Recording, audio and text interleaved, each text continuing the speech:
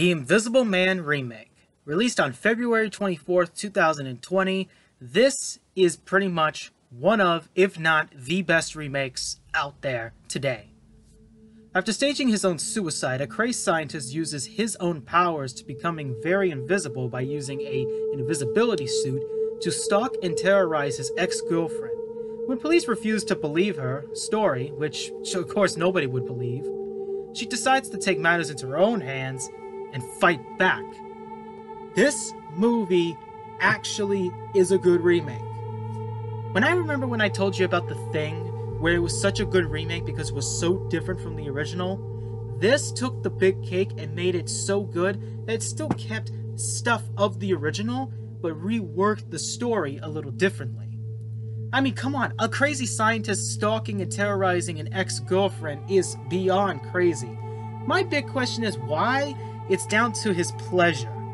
Most men to this date, like criminals that is, pedophiles, like rapists, anybody you could think of, they stalk their prey that are women that they know because it basically just entertains their sexual pleasure. But when I look at the character of Celia, played by Elizabeth Moss, she literally, the reason why she does a crime is because it's personal. And that's what women criminals do. It's mostly personal. Other times it could be for pleasure, but other times it's a personal business. So I'm impressed with the way that the effects work out, and that invisibility suit creeped the hell out of me. And it had to do something with the fact that he's invisible. He uses a suit to turn him invisible, and it's down to the fucking cameras on this thing. I mean, it's everywhere on that suit. So quite literally, he could stalk her quite literally all around his body, which is beyond creepy.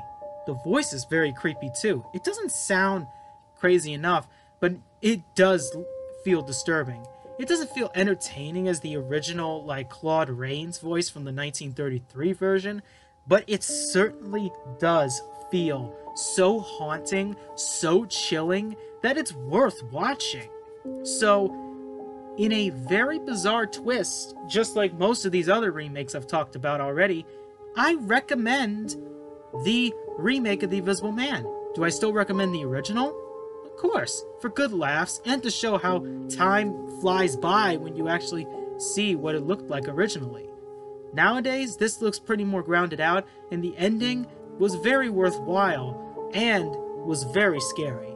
If there's a sequel to happen, they cannot fuck this up, because if they do, people would just look at the first even more, and the second would just be like the Return of the Fly series, whatever the hell you want to call them. Those two sequels. They'll just be faded into obscurity, nobody will remember them, and they just look stupid. So, tomorrow is going to be my last episode.